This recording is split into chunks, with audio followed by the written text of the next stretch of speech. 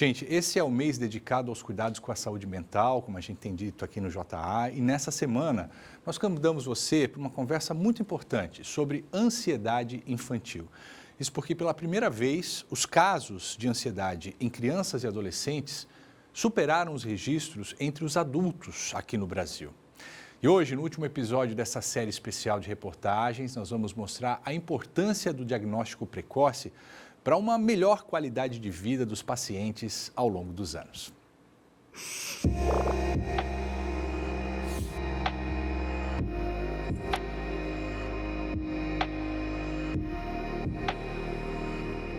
Pandemia de Covid-19, um momento cheio de incertezas e adaptações para todo mundo.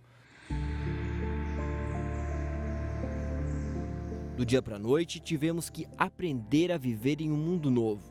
As mudanças aconteceram no trabalho, nas interações sociais e até mesmo no modo de perceber as coisas que estão ao nosso redor. Se foi difícil para nós adultos, imagine para as crianças. Muitas delas estavam em processo de alfabetização e aprender de um jeito diferente tem sido até hoje uma barreira que precisa ser enfrentada. A pequena Emily ainda tem um pouco de dificuldade para entender o que está escrito nas páginas dos livros. A menina, que hoje tem 10 anos, começou a aprender a ler e escrever durante a pandemia. Olhar para as letras e não compreender o que estava escrito trouxe alguns sentimentos para a garota. A primeira coisa foi a irritabilidade, muita irritabilidade. E uma forma até dela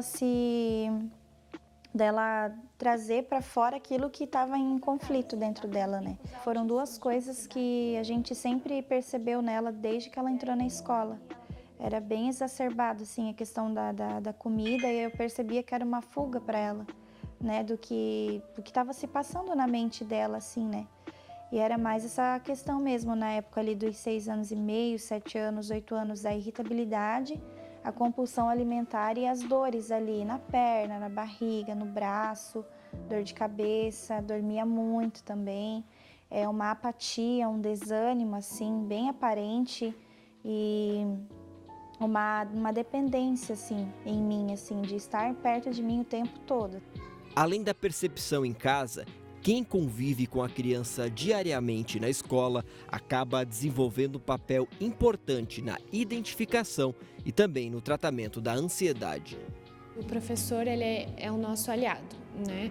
Porque é o professor que vai estar todo dia na sala com esse aluno, que vai estar mais frequente com esse aluno, com a presença mais frequente com esse aluno. Então, muitas vezes essas informações são passadas pelo professor. Ela me chamou e daí foi onde a gente foi fazendo esse acompanhamento com a pedagogia, com a orientação da escola. De vez em quando eu ia lá, a gente conversava, eu levava para eles os laudos, a gente conversava para todo mundo tentar se ajudar, né? A Emily faz acompanhamento psicológico desde os 6 anos. O laudo confirmando o diagnóstico de ansiedade saiu há cerca de 2. Com essa confirmação em mãos, o tratamento começou. Ela desenha comigo, ela assiste filme, ela conversa comigo, daí depois a gente come e a gente brinca de algumas coisas. De tabuleiro ou daquelas brincadeiras tipo de tabuleiro que vem dentro de uma caixa.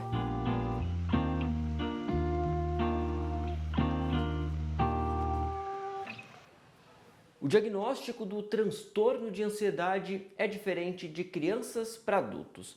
Por a criança ainda estar aprendendo a nomear suas emoções, alguns recursos diferentes são utilizados. Um jogo de tabuleiro, fazer um desenho ou simplesmente ler e contar uma história.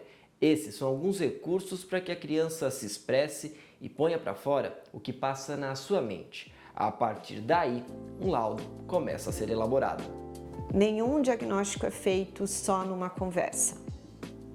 A gente precisa de muitas conversas, de um olhar atento, individual, e às vezes é uma equipe multidisciplinar que vai conseguir chegar nesse diagnóstico. O tratamento com criança, ela é feito sempre pensando nos aspectos lúdicos, então ela é levada para um mundo onde ela vai poder brincar e poder interagir da forma como, com a linguagem que ela consegue, que é da brincadeira, que é da interação, né? Em alguns casos, o tratamento também deve ser feito com auxílio do médico psiquiatra. Grande parte das crianças já passaram por um psicólogo, então tem um suporte terapêutico, vem para determinar o diagnóstico e para instituir um tratamento. Se é medicamentoso ou se não é medicamentoso, depende da gravidade de cada quadro. Em quadros leves a moderados, muitas vezes não precisamos de medicamentos, só a psicoterapia, a terapia indicada, é suficiente, né? Temos outras terapias que podemos chamar de relaxamento, então maneiras da criança conseguir atingir um nível de relaxamento, mas a psicoterapia para casos leves e alguns moderados, e os demais casos precisa do tratamento farmacológico.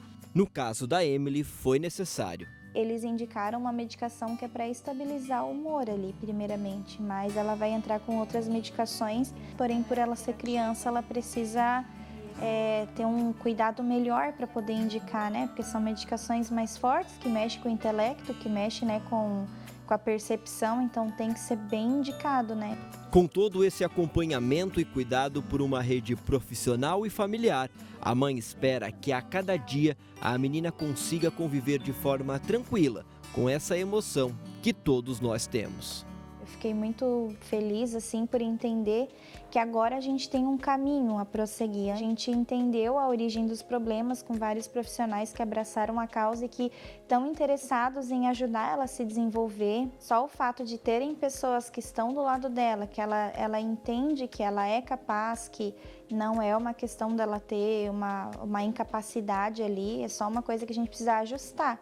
Entre a medicação, entre a terapia, tem apoio meu, tem apoio das pessoas que estão cuidando dela, traz para ela uma segurança que é o que ela precisa nesse momento para ela se desenvolver, né? Entender que ela consegue também.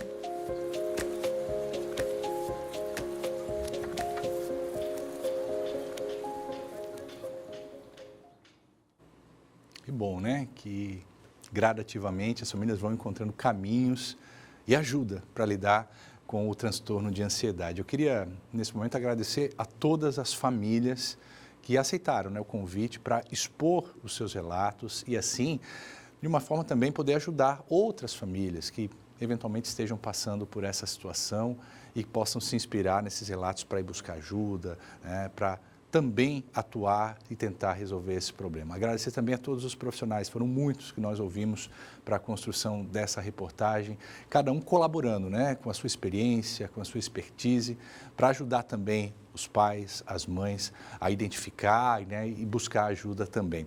E o que a gente espera com essa série de reportagens que começou na quarta-feira aqui é que as famílias possam, sim, pelo menos estar mais atentas, né, estar mais atentas a esse quadro, cada vez mais crianças e adolescentes com ansiedade no Brasil e, a partir daí, sim, se for o caso, buscar ajuda quando necessário. Muito obrigado mais uma vez a todos. Nós vamos fazer aquela interrupção aqui no Jornal do Almoço para a exibição do horário eleitoral gratuito e voltamos dentro de 10 minutos aqui no JA.